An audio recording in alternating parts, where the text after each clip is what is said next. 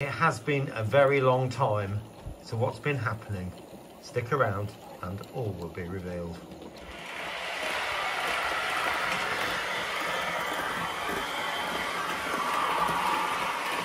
Well, good afternoon everyone and welcome back to Piccadilly Model Railways. Yes, it has been quite a while, I know, and the next video after Easter period will probably be just as long again, if not a bit longer. The reason for that is because schoolwork has just been absolutely insane, and as you can appreciate, I've got to focus on that. It's my livelihood. So that job finishes in July, so I'm really hoping come summer holiday I might be able to get back onto things.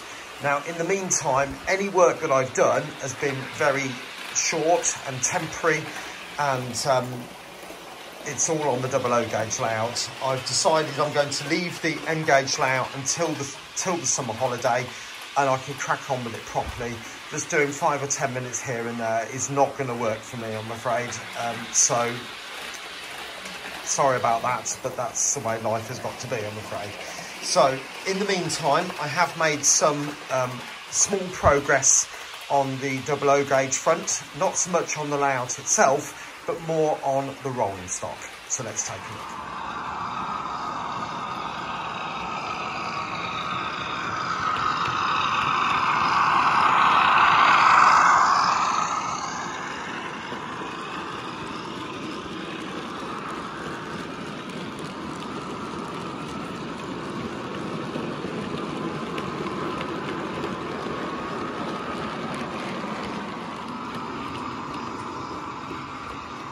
So as you can see in the distance, you've got the Peckett coming through now with the rake of chaldrons.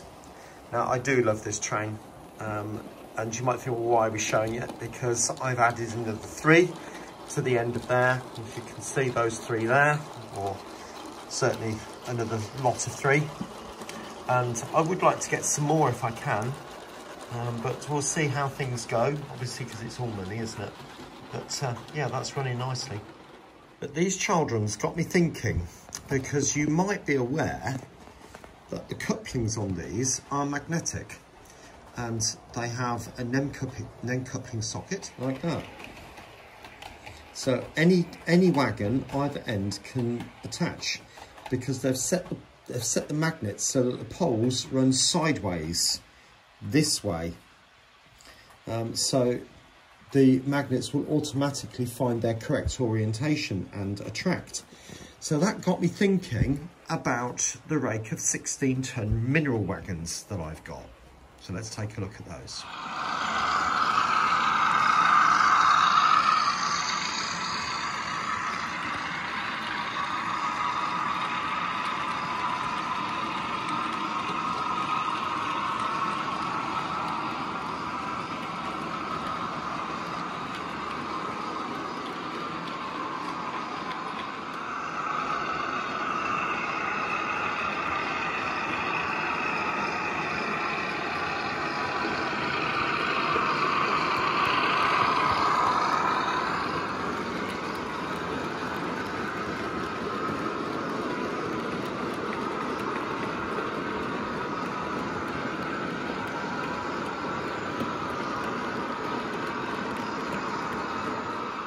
Well, you may remember when I showed this in a previous clip, these wagons weren't working together very well at all, because they're all different manufacturers from very many different periods of time.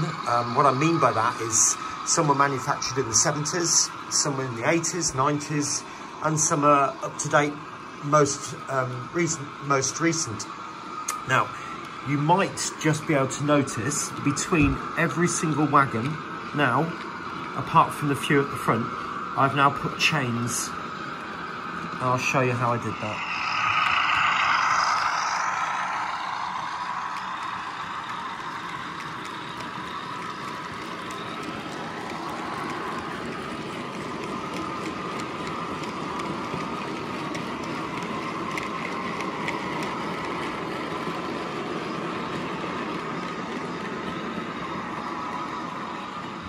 As you can appreciate, I've been looking at couplings for quite a while. bought these for the Mark II coaches, and I was wondering if I could use a similar type of system, but make my own. So I bought some 2mm magnets and found they weren't strong enough. I bought some 3mm magnets, and all were very, very cumbersome, and it didn't really work at all. Now this, as you can appreciate, is necklace chain. So hopefully you can see it's just like a standard chain. So I thought it would be absolutely perfect for coupling. So what I've done is I've cut them into lengths of 3. Now bear in mind, it's only around about 5mm in length. It is incredibly fiddly. So, you know, and then also I bought this ring set. Again, it's a jewellery set, but these rings on the end here are 3mm in diameter, which allows me then to put one on either end of the 3 links of chain. So after all of that, I've bought some of these. You'll be thinking, well, these are coupling hooks. Yes, you're right. And I fitted these to each and every wagon. When it comes around again, I'll show you what I mean.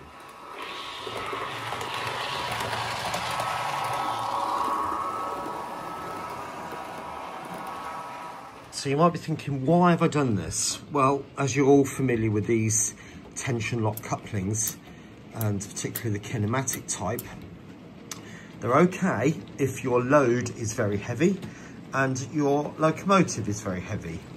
But some of my locomotives, like the Class 66, the spring on the kinematic coupling is so strong that it actually just pulls wagons like this off the track. They don't stand a chance.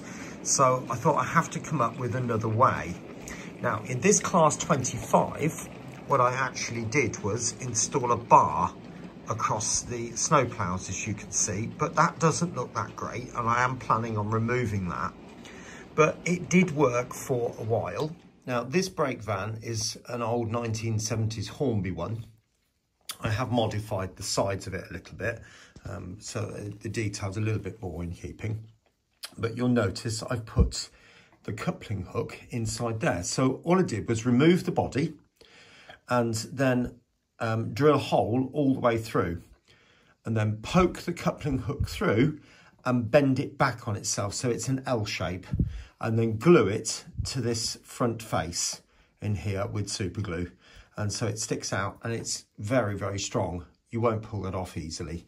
Now there are some types of these which are the original Trix ones, and they've got a metal chassis. Now you might just be able to make out that the coupling hook on this particular occasion has been bent over on the end there and just glued to the end, because you can see there's nowhere I can drill all the way through and have it come out, so it glues to the other side. So that, I think, is a decent solution, and whilst the glue holds, that should work well. There's the coupling chain as well.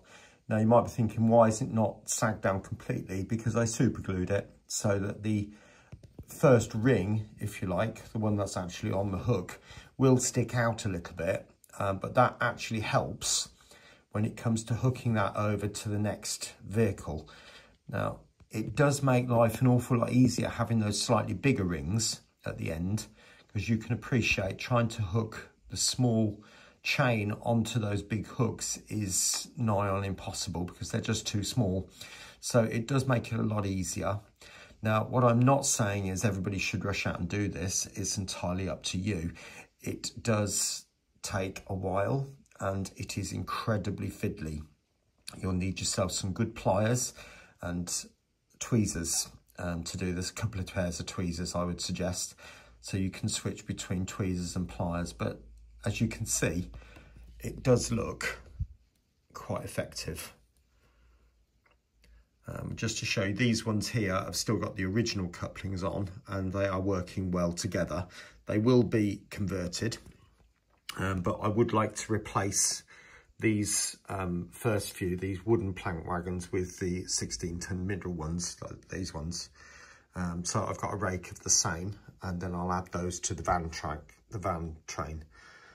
But yeah, it's coming on very nicely. I did have a few problems with this actually. probably about a month, 6 weeks ago, the two motor cars on either end decided they were just going to stop. And I had it running and it just stopped. And it's almost like it had completely seized up. Nothing was turning, the wheels weren't turning, the motor wasn't turning. Well, I say that, the motor was straining, sound was working. So I thought I better stop just in case. And on inspection, it was the grease. It wrapped around the gears and it caused the gears to seize up.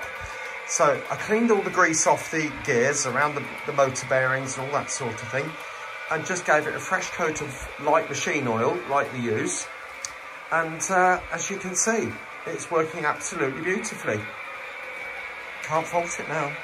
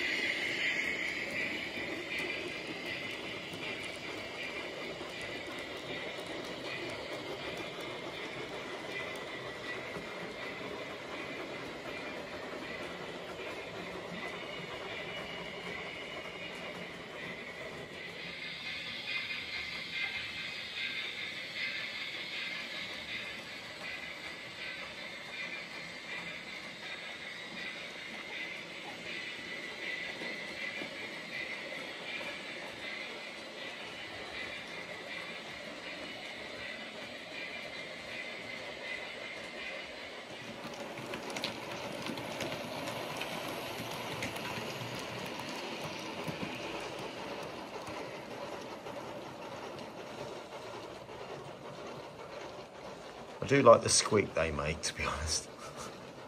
I know it annoys some people, I'm sorry about that, but I like it.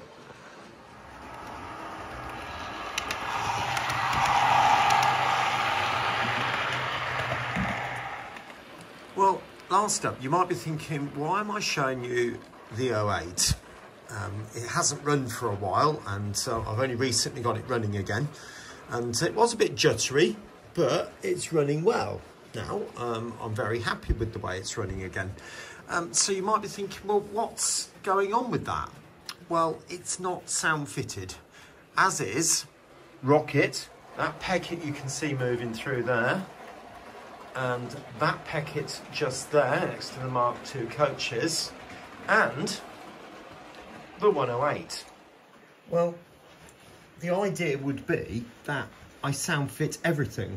Personally, for me, I think it's a really lovely additive to the layout. I know some people... Well, I've gone for this. You're thinking, oh, John, you've jumped on the bandwagon with Bluetooth. No, I haven't. I am more than happy with the Z21. It works. It's the best controller I've ever had. And why would I change that for something which might be a little bit more temperamental? So, no, I'm not going to be using the Bluetooth. I'm going to be trying it out on DCC. Now, yes, there's been loads of videos about these, and there's loads of people showing you how to set it all up. I'm not going to do that, not in the main anyway. I'm more interested in, can I get it working on the Z21? Download the sound of the 08 and fit the power pack, which incidentally hasn't arrived yet. So hopefully that will be here fairly soon, and I'll get that video out to you as soon as I can.